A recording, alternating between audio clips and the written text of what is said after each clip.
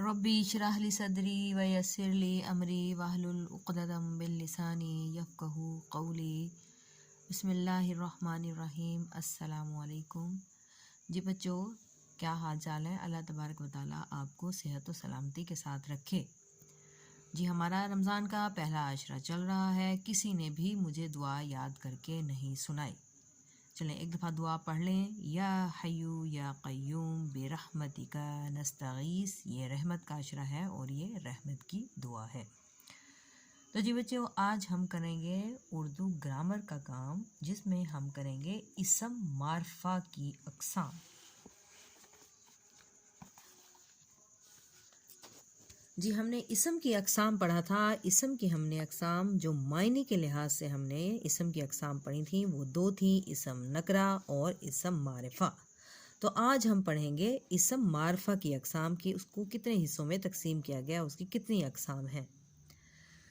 तो आइए आज मैं इसको आपको समझा देती हूँ। इसको आपने लिखना होगा और इसको याद भी करना होगा।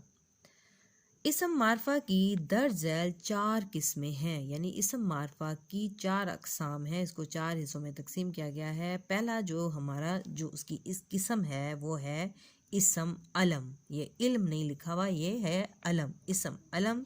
इसके बाद है जी नंबर 2 पर इसम ज़मीर, और नंबर 3 पर है इसम इशारा, और नंबर 4 पर है इसम मौसूल। तो आइए सबसे पहली किस्म देखते हैं इसम अलम में उन्होंने हमें क्या बताया, इसकी क्या है डेफिनेशन, इसकी देखते हैं। इसम अलम क्या है? पाकिस्तान हमारा प्यारा वतन है। अल्लामा इकबाल का मज़ार लाहौर में है। हिमालय बहुत ऊंचा पहाड़ है। तो इसे क्या समझ आता है? तो इसकी हम डेफिनेशन देखते हैं। वो इसम है जो किसी ख़ास शख्स, चीज़ या जगह का नाम हो, वो इसम अलम कहलाता है।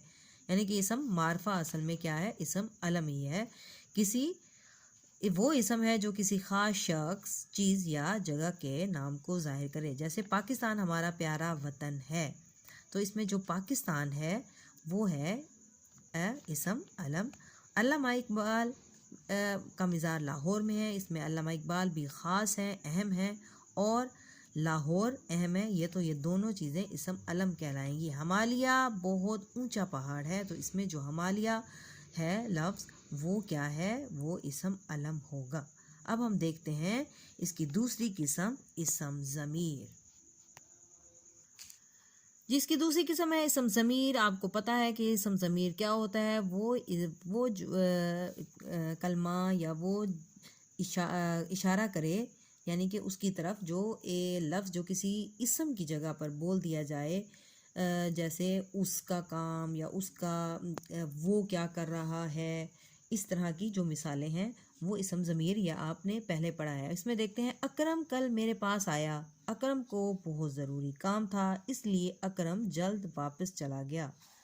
अकरम कल मेरे पास आया, उसको बहुत ज़रूरी काम था, इसलिए वो जल्दी वापस चला गया। देखें अब इसमें दोनों मिसालें हमें दी हैं। अकरम, पहले जुमले में भी अकरम, फिर दोबारा अकरम, फिर तीसरे पे भी अकरम। तो ये बहुत अजीब सा लग रहा है, तो इसमें यानी कि एक मज़ा नहीं आता इस जुमले का।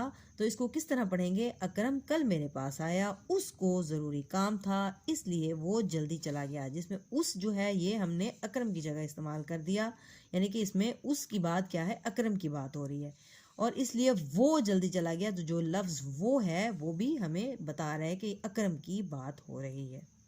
तो इसमें बार बार एक दफ़ा नाम लिखने की ज़रूरत नहीं है। तो अब इसकी क्या डेफिनेशन बनेगी? वो लफ्ज़ जो किसी इसम की जगह बोला जाए या जिसके ज़रिए से हम अपने दिल क्या होता है? ज़मीर, यानी ज़मीर जो हमने दिल की जो बात कर रहे होते हैं दिल से, तो वो क्या है?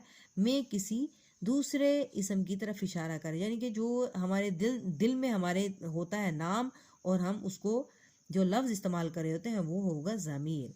तो इसम ज़मीर कहलाता है। जैसे ऊपर के मिसालों में उस, वो, ये तमाम क्या हैं? ये इसम ज़मीर हैं। इसके बाद है नंबर 3 पर इसम इशारा।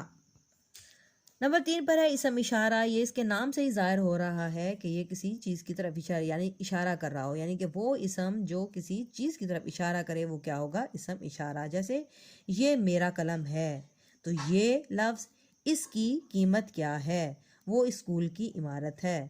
इस दवात को उठा लाओ। तो क्या है, ऊपर दिए हुए जुमलों में इनमें क्या है, ये, उस, वो, ये बिलतरतीब किसी की तरफ इशारा कर रहे हैं, तो ये इसम इशारा कहलाएंगे। आइए इसकी डेफिनेशन देखते हैं। इसम इशारा की यहाँ डेफिनेशन बनेगी, वो इसम जो किसी चीज़ या शख्स की तरफ इशारा करने के लिए इस्तेमाल हो उसे इसम इशारा कहते हैं। जैसे मिसाल के तौर पर ये, वो, उस या इस वगैरह। नंबर 4 है जी इसम मौसूल। जी आए देखें इसम मौसूल क्या है। इसम मौसूल वो इसम कि जब तक इसके बाद एक और जुमला ना लगाया जाए वो पूरे मायने ना दे, इसम मौसूल कहलाते हैं। क्या, वो इसम, यानी कि ये वो इसम होते हैं जब तक इसके बाद को ना लगाया जाए कोई भी जुमला, तो वो क्या है, अपने मायने पूरे नहीं देता, वो इसम मौसूल कहलाते हैं। इसकी मिसालें हम देखते हैं, फिर हमें समझ आएगा सही तरीके से। जैसे जिसने मेहनत की कामयाब हुआ, जिसने मेहनत की, यानी लफ्ज़ जिसने क्या है, इसम मौसूल है।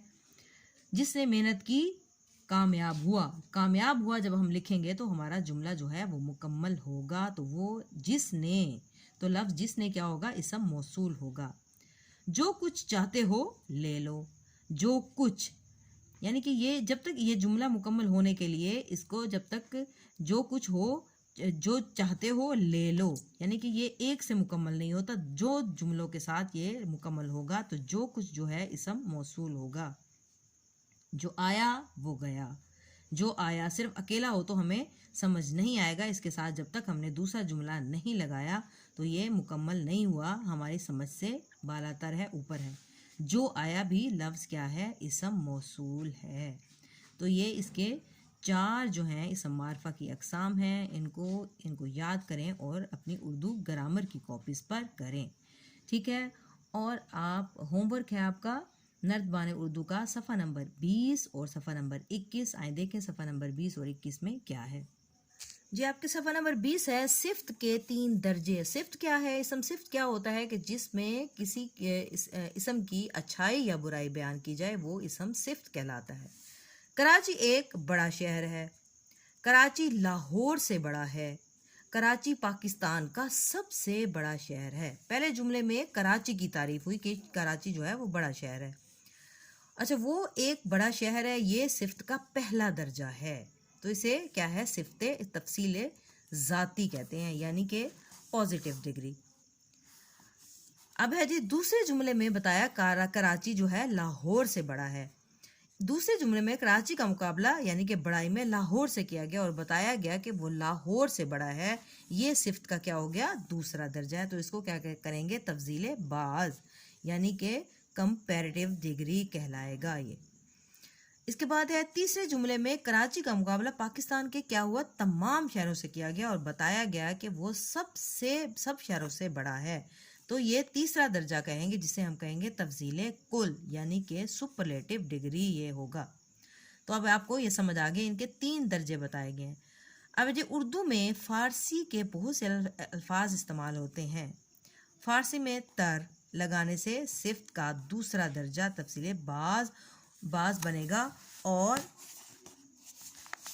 यानी कि हम किसी जुमले में तर लगा देंगे, जैसे बेहतर, आला तर, तो लिख देंगे, तो अब इसके बाद क्या है, ये क्या है, दूसरा दर्जा कहलाएगा। और तफजील बाज जो होगा वो है तरीन लगाने से सिर्फ का तीसरा दर्जा यानी तफजील कुल बन जाता है। मसलन बद से बदतर, बदतरीन, यानी कि पहला बद ये पहला दर्जा हो गया, इसको क्या कहेंगे, तफजीले क्या कहेंगे, इसको तफजील ज़ाती कहलाएगा। बदतर यानी कि ये दूसरा दर्जा है, तो इसको हम कहेंगे तफजील बाज, और जो तीसरा दर्जा है वो है बदतरीन, ये क्या होगा, तफसील कुल कहलाएगा। फिर है जी कम, फिर है कमतर, और फिर है कमतरीन वगैरह। ये इस तरह आपने अब जो है अमीन, अब आपने इस तरह दर्जों के साथ इस खाली जगह को पुर करते जाना है। तो इसको आप अपनी समझ के मुताबिक इसको लिखें और इनमें सिफ़ात लिखें, ठीक है, और इसी तरह आप इसको मुकम्मल करेंगे। ओके क्लास, टेक केयर, अल्लाह हाफिज़।